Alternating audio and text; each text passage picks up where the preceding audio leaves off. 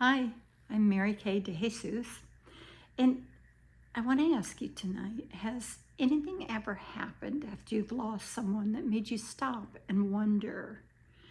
I want to tell you about a few things around my house. The first one is a clock. It's a cuckoo clock. My brother, who also worked with IBM, was in Germany on assignment, and he brought me back a cuckoo clock from the Black Forest. It works beautifully. It was hand carved, beautiful. Cuckoo came out constantly. You know, you cuckoo once or you cuckoo twice. The only time it was kind of a little aggravating was at midnight or at noon. But that hung on our wall for a long time. And what's funny is we lived in Homestead, Florida, in 1992, and that's when Hurricane Andrew came through. I don't know if you've all heard about Hurricane Andrew, but kind of wiped out Homestead. We were in a brand new house, it had just been built. We had settled into it maybe not quite a year, almost a year. And Hurricane Andrew went through and took everything out. We first got a warning though from the cuckoo. Cuckoo came out and it wasn't time for him to come out, and he kept cuckooing and cuckooing and cuckooing, and where we had to stop the chain and push him back into the clock.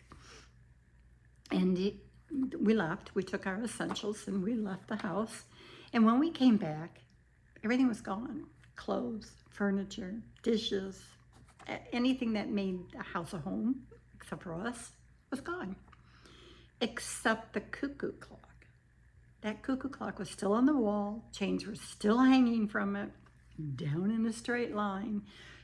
We were kind of shocked, so of course it came with us. However, I have to tell you, the cuckoo has not come out of his box since 1992. We think he's frightened, and he's just going to stay in there. It doesn't work. Am I going to get rid of it? No way am I going to get rid of that. That's a story that we can tell. We have been telling since 1992, and I will continue telling it. I want the grandkids to know what the cuckoo clock really means. The other thing is my parents had gone traveling, and my sister and her husband were stationed in England at the time. They went to England, and they brought me back an English half mantle clock. It's beautiful. I had a glass dome over the front for the door. It had a big old-fashioned key that you would, it would wind up the cylinders in it, and it would chime. It had a beautiful Westminster chime on it.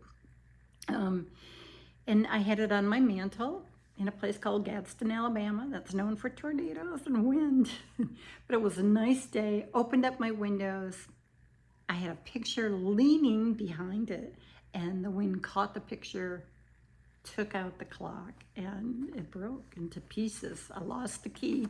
I have no idea what happened to the key. The glass dome broke. So of course it doesn't work because I can't wind it up. And I keep saying, no, I'm gonna wind it up. I'm gonna wind it up. Am I gonna get rid of it? No, I like the story. The next one that I have is a clock, of course.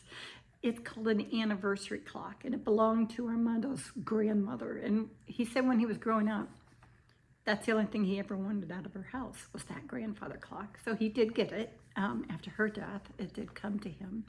And it worked beautifully in our home for a long time.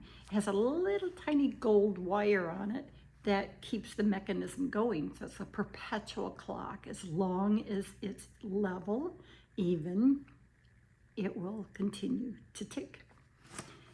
On our trip to Florida, our last trip to Florida from Georgia, we don't know what happened to it.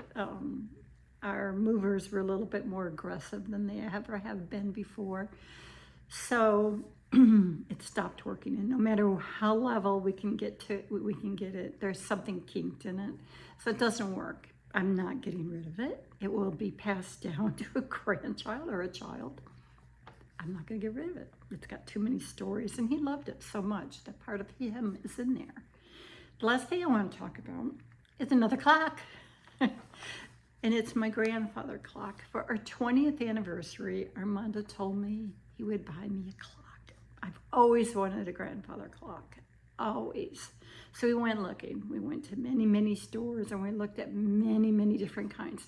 It's not a traditional type clock where the moon and the sun go around it in a disc behind the dial.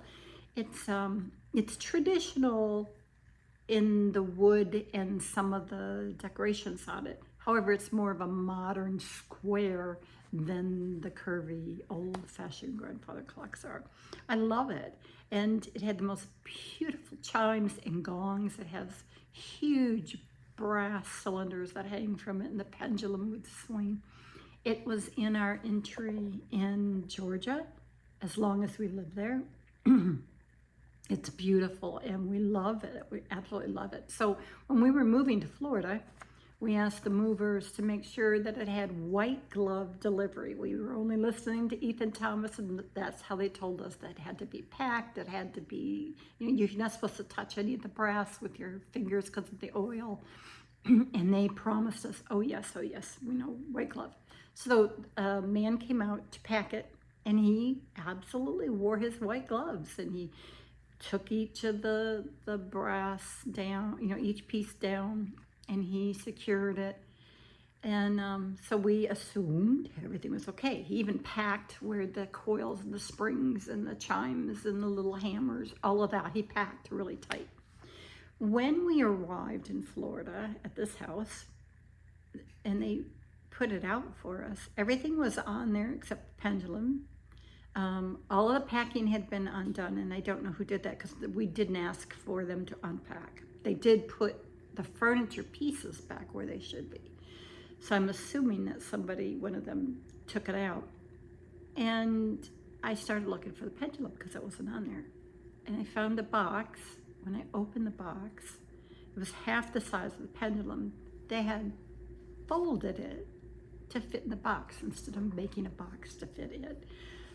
So it doesn't do anything. And when they unpacked it, I think they pulled one of the springs or a coil or something, because it doesn't chime either. It doesn't chime at all. And if it does chime, it's only the bong on the hour, and it's very slow. So a 12 could last till 2.